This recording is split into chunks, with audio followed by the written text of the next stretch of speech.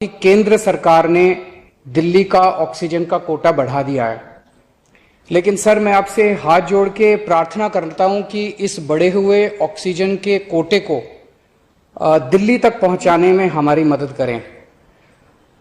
एक एस्टीमेट के हिसाब से दिल्ली को 700 टन ऑक्सीजन की जरूरत है। आपने हमारा कोटा 480 टन कर दिया, बहुत बहुत शुक्रिया।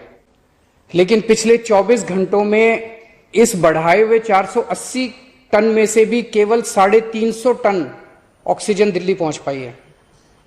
प्रधानमंत्री जी, जब से ऑक्सीजन का संकट शुरू हुआ है मेरे फोन बजते रहते हैं। कभी कोई अस्पताल कहता है कि 3 घंटे की ऑक्सीजन बची है, कभी कोई अस्पताल कहता है कि 2 घंटे की ऑक्सीजन बची है। हम कारण जानने की कोशिश करते हैं तो पता चलता है कि पीछे किसी राज्य ने दिल्ली के लिए ऑक्सीजन लाने वाले ट्रक को रोक रखा है। हमने मदद के लिए केंद्र सरकार में कुछ मंत्रियों को फोन किए। शुरू में उन्होंने खूब सहयोग किया सर, लेकिन अब वो भी बेचारे थक गए हैं। सर, देश के संसाधनों पे तो 130 करोड़ लोगों का अधिकार है ना। अगर दिल्ली में ऑक्सीजन की फैक्ट्री नहीं है तो क्या दिल्ली के 2 करोड़ लोगों को ऑक्सीजन नहीं मिलेगी? जिस राज्य में ऑक्सीजन की फैक्ट्री है, क्या वो दिल्ली की ऑक्सीजन रोक सकते हैं? ऐसे में हम क्या करें? सर, मैं आपका बेहद शुक्रिया अदा करना चाहता हूं कि आज आपने ये मीटिंग बुलाई है, बहुत सही समय पे ये मीटिंग बुलाई है। पर सर, मैं आज ये जानना चाहता हूं कि अगर आज या कल या किसी भी टाइम हमारे दिल्ली के किसी अस्पताल में अगर 1 घंटे की, आधे घंटे की, 2 घंटे की ऑक्सीजन बच जाए और लोगों की मरने की नौबत आ जाए तो मैं फोन उठा के केंद्र सरकार में किससे बात करूं? सर, मैं ये जानना चाहता हूं कि अगर कोई राज्य दिल्ली के कोटे की ऑक्सीजन का ट्रक रोक ले तो मैं फोन उठा के किससे बात करूं? हालत काफी ज्यादा गंभीर हो चुके हैं सर। हम अपने लोगों को मरने के लिए तो नहीं छोड़ सकते। हमें लोगों को यह विश्वास दिलाना पड़ेगा कि एक एक जिंदगी हमारे सबके लिए कीमती है।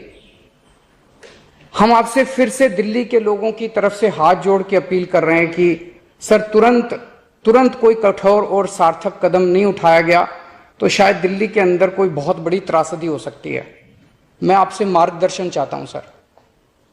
सर, कुछ ही राज्य हैं जहां से मैक्सिमम दिल्ली की ऑक्सीजन आती है और जहां सबसे ज्यादा दिक्कत आ रही है और जहां सबसे ज्यादा हमारे ऑक्सीजन के ट्रक रोके जा रहे हैं।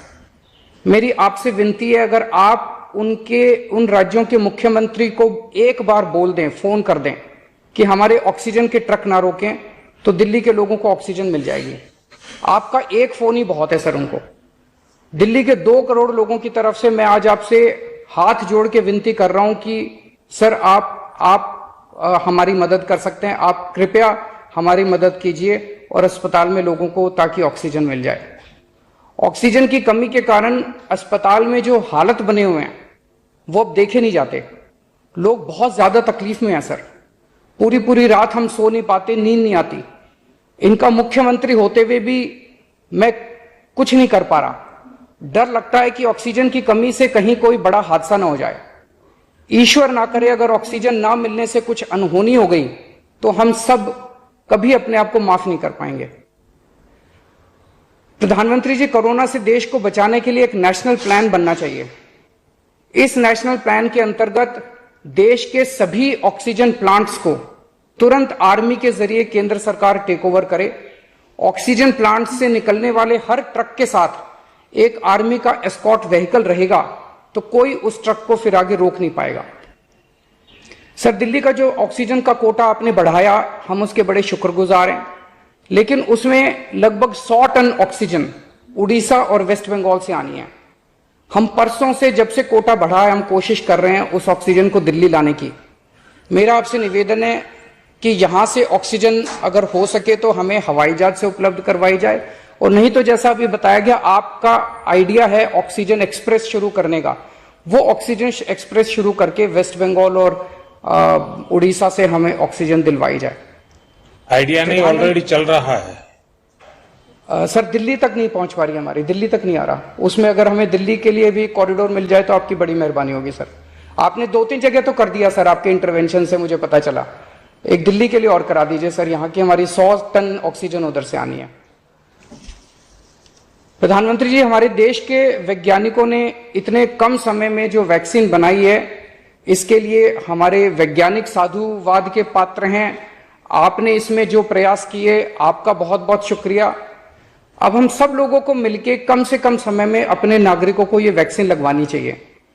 इसमें केंद्र और राज्य सभी सरकारों को हमको मिलकर काम करना है। अभी सर केंद्र सरकार ने आदेश जारी किए हैं कि 1 मई से राज्य सरकारें सीधे कोरोना वैक्सीन खरीद सकती हैं।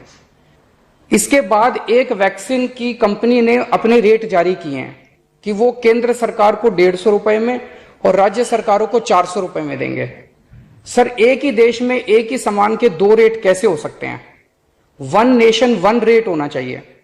सारे देश को एक ही दाम पे वैक्सीन मिलनी चाहिए। अगर देश एक है तो वैक्सीन का दाम भी तो एक ही होना चाहिए।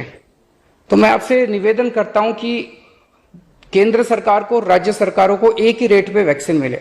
जिस रेट पे केंद्र सरकार को वैक्सीन मिल रही है, उसी रेट पे राज्य सरकारों को भी वैक्सीन मिलनी चाहिए। सर, हर एक जान हम सब लोगों के लिए कीमती है।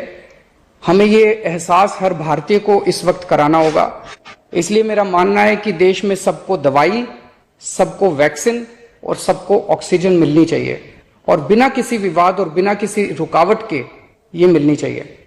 मेरा विश्वास है देश में अगर कोरोना के खिलाफ एक नेशनल प्लान होगा तो हम सभी राज्य सरकारें और केंद्र सरकार मिलके इस दिशा में काम करेंगे। सर, कोरोना की वजह से दिवंगत आत्माओं को शांति मैं कहना चाहूंगा। हाँ जी सर। ये हमारी जो परंपरा है, हमारे जो प्रोटोकॉल है, उसके बहुत खिलाफ हो रहा है कि कोई मुख्यमंत्री ऐसी इन हाउस मीटिंग को लाइव टेलीकास्ट करे। ये उचित नहीं है। ये हमने हमेशा संयम पालन करना चाहिए। ठीक है सर, इसका ध्यान रखेंगे आगे से। सर, मैं सभी आत्माओं को शांति मिले जिन जिन लोगों का इस दौरान कोरोना की वजह से जिनका देहांत हो गया, और उनके परिवारों को दुख सहने की शक्ति दे। अगर सर मेरी तरफ से कोई गुस्ताखी हुई है, मैंने कुछ कठोर बोल दिया, मेरे आचरण में कोई गलती है, तो उसके लिए मैं माफी चाहता हूं। लेकिन अभी तक जितने आज पॉल साहब की जो प्रेजेंटेशन थी वो भी बहुत अच्छी थी, और उसके हिसाब से जो भी हमें निर्देश दिए गए हैं उन निर्देशों का हम पालन करेंगे।